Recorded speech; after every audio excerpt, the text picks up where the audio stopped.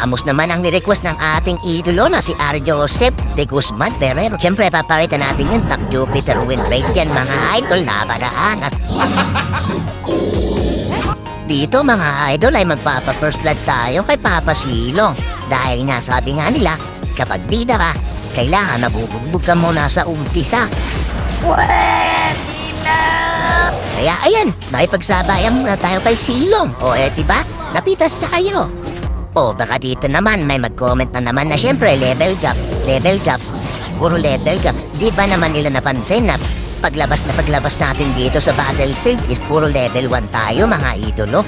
So kaya nga yan na level gap kasi hindi na nakaubra sa umpisa pa lang mga idolo. Syempre, alangan naman aantayin pa natin sila na magpa-level. Alangan sabihin natin sa kalaban natin na o sige, hintayin kita na mag-level tayo, na magkaparehas tayo ng level saka tayo magbakbakan. Alangan ganun ba naman ang gusto niyang mangyari? Syempre, nasa rank game tayo mga idol. Kaya hanggang may opportunity na kailangan natin igap yung mga kalaban, igap natin yan mga idol. Huwag natin hayaang makahabol, o diba? Napitas tayo, kakakwento. May sumilip si Silong, nag-emote pa. Napakaangas talaga mga idol, pero tiningin ginawa. Umalag sa atin, may ulti tayo. Di ayun natin, nag-article. Palagpag tayo dyan idol, di napitas ka nga tipis ayos mo. Pag-ihigan pirong ni Mia si Silong mga idol.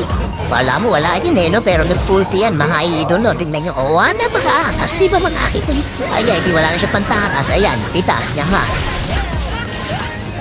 Tamang hintay tayo sa paglabas natin mga kalaban. Ay, kung silabas mga idol talagang makatawagan natin sila no?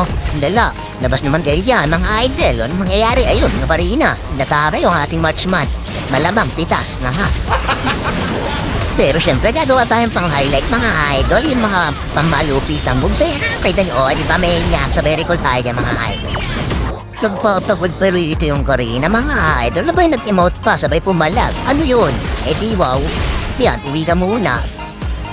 Tamang hanap tayo ng mapipilas dito mga idol. Pero nakita ko rito si Silong nasa mid. At mukhang aking siyang tatargetin. Ayan pumalag.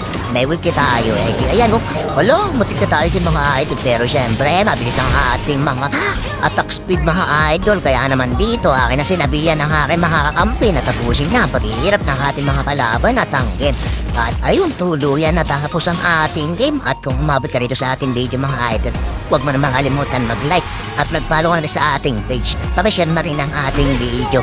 At huwag kalimutan i-comment kung sinong hero naman ang ating susunod na gagamitin. Maraming salamat sa panonood at pagtambay sa ating video. Bye-bye!